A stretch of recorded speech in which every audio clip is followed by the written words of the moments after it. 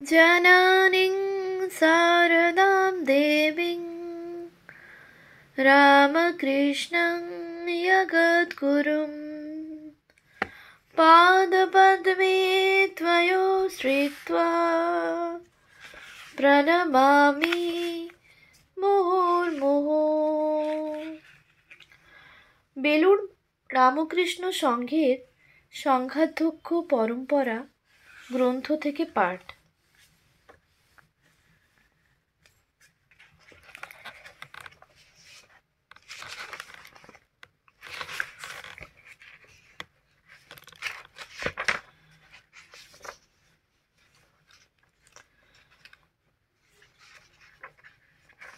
পৃষ্ঠা সংখ্যা 308। স্বামী রঙ্গনাথানন্দ।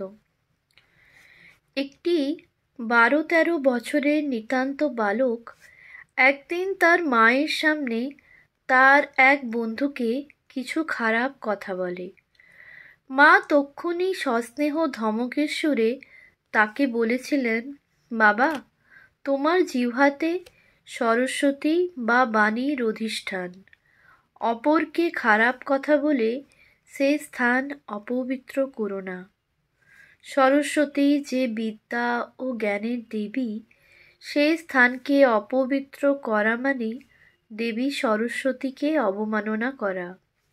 সেই বালক পরবর্তীকালে জীবন সায়াহ্নে উপনীত হয়ে বলেছিলেন, সেদিনের সে উপদেশ সরাসরি আমার মস্তিষ্কে ও হৃদয়ে প্রবেশ করেছিল এবং গত 7-8 দশক ধরে তা আমাকে প্রভাবিত করে রেখেছে। সেদিনের সেই বালক আর কেউ নন, পরবর্তীকালের স্বামী রঙ্গনাথানন্দ, রামকৃষ্ণ মঠ ও রামকৃষ্ণ মিশনের ত্রয়োদশ সংঘাধ্যক্ষ। জীবনের অঙ্কুরোদ্গমের মুখে তার মা যেভাবে ছোট্ট বীজটির মধ্যে বিশাল মহীরুহ হয়ে ওঠার দিক নির্দেশ করেছিলেন, তা তাঁর জীবনে মূর্ত হয়ে উঠেছিল প্রায় ঠিক সেইভাবেই। যথার্থই স্বামী রঙ্গনাথানন্দজির জিহ্বাতে ছিল সরস্বতী বা বাণীর অধিষ্ঠান। সেই বলেই বলীয়ান হয়ে তিনি যেন ভারতবর্ষের সাংস্কৃতিক দূত হিসাবে সমগ্র পৃথিবীর এক প্রান্ত থেকে অন্য প্রান্তে বারবার ছুটে বেরিয়েছেন।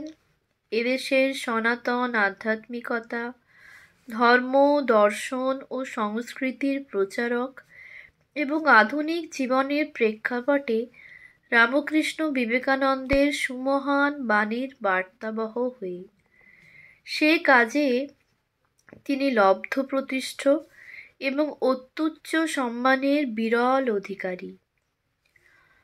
কেরল প্রদেশের ছোট্ট গ্রাম ত্রিশূর শহর থেকে মাত্র 10 কিলোমিটার দূর।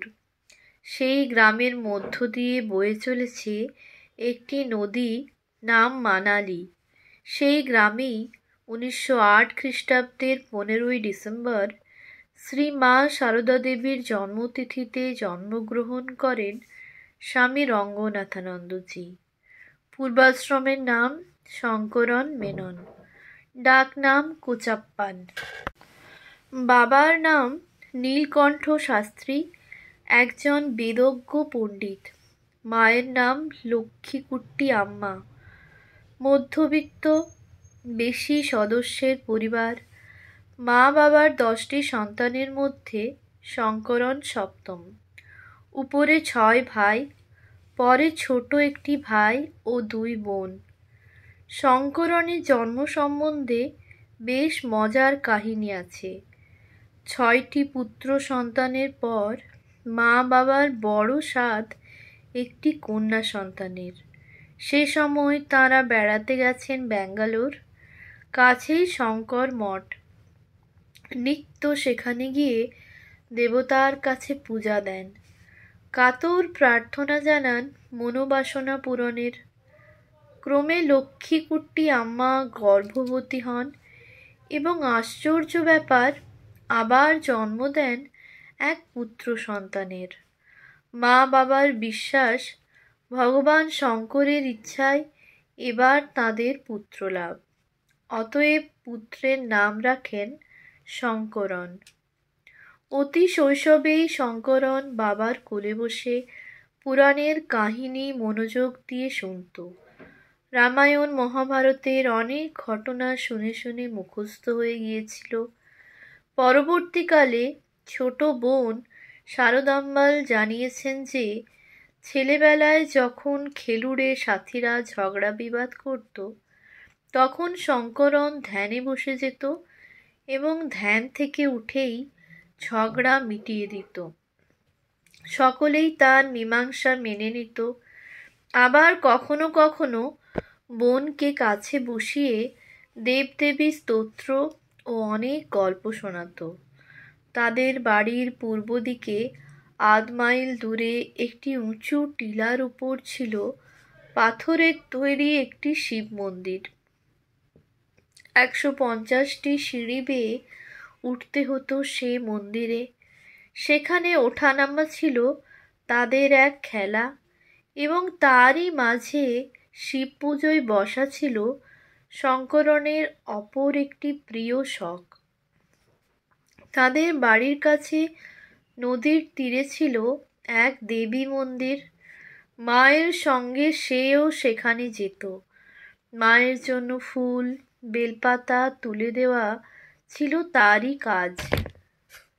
পরবর্তীকালে মহারাজ নিজের জীবনের কিছু কথা বলতে গিয়ে স্মৃতিচারণে উল্লেখ করেছেন, যদিও বলা যায় যে অধিকাংশ স্বপ্ন শুধুই স্বপ্ন, তথাপি কতকগুলি স্বপ্ন কারো জীবন ও অদৃষ্টে ভাবী উন্নতির সূচনা ব্যক্ত করে।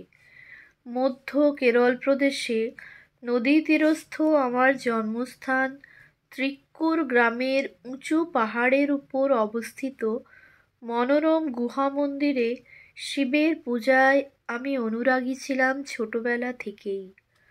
৯-১০ বছর বয়সে আমি একটি স্পষ্ট স্বপ্ন দেখি। আমার অনুভব হলো আমি যেন সংসার কোলাহলের বাইরে আকাশমার্গে বাহিত হয়ে পবিত্রতা ও শান্তির আবহাওয়ায় পরিপূর্ণ একটি বৃহৎ প্রকোষ্ঠে যোগাসনে উপবিষ্ট এক বর্ষীয়ান ঋষির সান্নিধ্যে উপনীত হয়েছি। দর্শন মাত্রই আমার হৃদয় সত্যই ঋষিকে চিনতে পারল। তার বাম পাশে আসন গ্রহণ করবার জন্য ঋষি আমাকে প্রেম ভরে ইঙ্গিত করলেন। ঋষির ইঙ্গিত শিরোধার্য করলাম। তারপর ঋষি আমাকে কিছু ধর্ম উপদেশ দেন। আমি আনন্দে আত্মহারা হলাম। সেই পরমানন্দের ভাবেই স্বপ্ন থেকে জাগ্রত হই। ত্রিক্কুর থেকে ত্রিশূর যাওয়ার পথে ৫ কিলোমিটার দূরে ওল্লুর। ওখানের এক হাই স্কুলে ভর্তি হলো শঙ্করন। সব কিছুতেই তার অদম্য উৎসাহ এবং প্রাণোচ্ছলতা। ফুটবল তার সবচেয়ে প্রিয়। সে সময় থেকেই সে অ্যাডভেঞ্চারাস। নৌকা বাওয়া পছন্দ। স্রোতের বিপরীতে চলে যেত অনেক দূর। এ সময়ে একবার তার মায়ের অসুখ হলো। উদ্দাম জলস্রোতে নৌকা চালিয়ে ডাক্তারবাবুর সঙ্গে দেখা করে ওষুধ নিয়ে এলো। পরে মহারাজ বলেছিলেন, সেই থেকে এই অ্যাডভেঞ্চার প্রীতি এবং সেই সঙ্গে সহজ জীবনের প্রতি একটা অনীহা, এবং জার্মান দার্শনিক নিৎসে যেমন বলেছেন, বাঁচো বিপজ্জনকভাবে, এই ভাব আমার চিরসঙ্গী হয়ে রইল। শঙ্করনের বয়স তখন প্রায় ১৫, অষ্টম শ্রেণীর ছাত্র। একদিন তার এক বন্ধু ত্রিশূর টাউন লাইব্রেরি থেকে একটি ইংরেজি বই এনে তাকে জিজ্ঞাসা করল, একটা বই পড়বে? সে বলল, হ্যাঁ পড়ব। বন্ধুটি শঙ্করনকে বইটি দিয়ে চলে গেল। বইটি ছিল শ্রী শ্রী রামকৃষ্ণ কথামৃতের ইংরেজি অনুবাদ। বইটি পড়তে আরম্ভ করেই সে তাতে একেবারে এত নিমগ্ন হলো যে এক টানা 100 পৃষ্ঠা পর্যন্ত না পড়ে থামতে পারল না। তৎক্ষণাৎ তার হৃদয়ে শ্রীরামকৃষ্ণের প্রভাব এসে পড়ল প্রচণ্ডভাবে। সেই শুরু এবং সেই প্রভাব তার জীবনের গভীরতা ও ব্যাপ্তি পেতে আরম্ভ করল।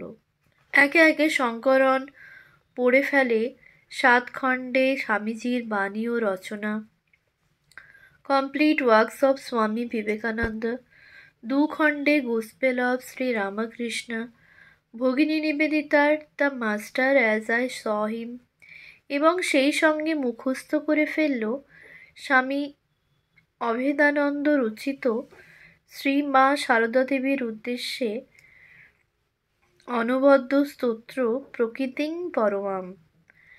এ সবের দ্বারাই নির্দিষ্ট হয়ে গিয়েছিল শঙ্করনের ভবিষ্যৎ জীবনের রূপরেখা, যার মধ্যে ছিল ঈশ্বরকে ভালোবাসা এবং সেই সঙ্গে জাতি ধর্ম বর্ণ নির্বিশেষে মানুষকে ভালোবাসা। সেটা 1924 খ্রিস্টাব্দ। শঙ্করনের বয়স প্রায় 16। রামকৃষ্ণ সংঘে যোগদানের সুযোগের অপেক্ষায়। 1926 খ্রিস্টাব্দে বিদ্যালয়ের পরীক্ষা শেষ হওয়ার পর একদিন মাদ্রাজ মঠে যোগদান করার ইচ্ছা প্রকাশ করে চিঠি পাঠায় শঙ্করন। জবাবে এক ব্রহ্মচারী লেখে, এখানে জায়গা কম, মহীশূরে একটি নতুন কেন্দ্র স্থাপিত হয়েছে, সেখানে ব্রহ্মচারী দরকার, সুতরাং তুমি সেখানকার অধ্যক্ষ স্বামী সিদ্ধেশ্বরানন্দজিকে জানাও। যথারীতি সিদ্ধেশ্বরানন্দজিকে চিঠি লিখে শঙ্করন। ইতিমধ্যে সিদ্ধেশ্বরানন্দজি গোপাল মহারাজ চলে এসেছেন ত্রিশূরে। সেখানে তাঁর সঙ্গে সংঘে যোগদানের বিষয়ে কথাবার্তা হয়। একদিন সন্ধ্যায় শঙ্করন সিদ্ধেশ্বরানন্দজির সঙ্গে ঘর ছেড়ে বেরিয়ে পড়ে। পরদিন সকালে তারা উটি শহরে এসে পৌঁছান। এখানে শ্রী রামকৃষ্ণের অন্তরঙ্গ সাক্ষাৎ শিষ্য স্বামী শিবানন্দজির সাথে সাক্ষাৎ। স্বামী সিদ্ধেশ্বরানন্দজি শঙ্করনকে মহাপুরুষজির কাছে নিয়ে গেলেন। সেই মহাপুরুষজিকে সাষ্টাঙ্গে প্রণাম করল এবং শ্রী রামকৃষ্ণের একজন পার্শ্বদের পূত সান্নিধ্যে আসার সৌভাগ্য লাভ করে নিজেকে ধন্য ও কৃতার্থ বোধ করল। উটিতে তারা 1 সপ্তাহ ছিলেন। উটিতে থাকাকালীন পঞ্চম দিবসে 30শে জুন 1926 খ্রিস্টাব্দ মহাপুরুষজির কাছে থেকে তার মন্ত্রদীক্ষা গ্রহণের সব বন্দোবস্ত করলেন স্বামী সিদ্ধেশ্বরানন্দজি। পরবর্তী ঘটনা মহারাজের নিজের ভাষায়। মহাপুরুষজি একটি প্রকোষ্ঠে একখানা কার্পেটে উপবিষ্ট ছিলেন। আমি সেখানে প্রবেশ করে মহাপুরুষজিকে সাষ্টাঙ্গে প্রণাম করলাম। তিনি তাঁর বাম পাশে একখানা আসনে বসতে আমাকে ইঙ্গিত করলেন। আসনে বসে মহাপুরুষজির নিকট আধ্যাত্মিক উপদেশ গ্রহণ করার সময় আমার বাল্যকালীন একটি স্মৃতি অতি আশ্চর্যরূপে হুবহু মনে জাগল। আমি দেখলাম আমার সেই বাল্যকালের স্বপ্নটি বাস্তব জগতে পুনরঅভিনীত হচ্ছে। আমি একটা পাহাড়ে উঠছি, সেখান থেকে এক সৌম্যমূর্তি বর্ষীয়ান পুরুষের বেশধারী শিবের সান্নিধ্যে উপনীত হয়ে তাঁর বাম পাশে উপবেশন করেছি। এসব দেখে আমার হৃদয় পরমানন্দে ভরপুর হলো। মন্ত্রদীক্ষার পর মহাপুরুষজি আমাকে জিজ্ঞাসা করলেন, গুরুদক্ষিণা দেওয়ার কিছু এনেছ? আমি বললাম, না মহারাজ। তখন তিনি আমার হাতে 2-3টি আম দিলেন এবং বললেন, দক্ষিণাস্বরূপ আমগুলি আমাকে দাও। আমি তাই করলাম। দীক্ষার পর সাষ্টাঙ্গে প্রণাম করে ঘর থেকে বেরিয়ে এলাম। ঠিক হলো 2রা জুলাই আমরা মহীশূরে চলে যাব। সিদ্ধেশ্বরানন্দজি ও আমি মহারাজের কাছে বিদায় নিতে গেলাম। আমি মহারাজকে প্রণাম করতে তিনি বললেন, বেশ, তুমি মহীশূর যাচ্ছ, সেখানে গোপালের সেবা করো। উটি থেকে সকাল 7টার বাসে আমাদের যাত্রা শুরু হলো। মহীশূর আশ্রমে যখন পৌঁছালাম তখন রাত 9টা। ওম শান্তি শান্তি শান্তি। হরিঃ ওম তৎসৎ। শ্রীরামকৃষ্ণার্পণমস্তু।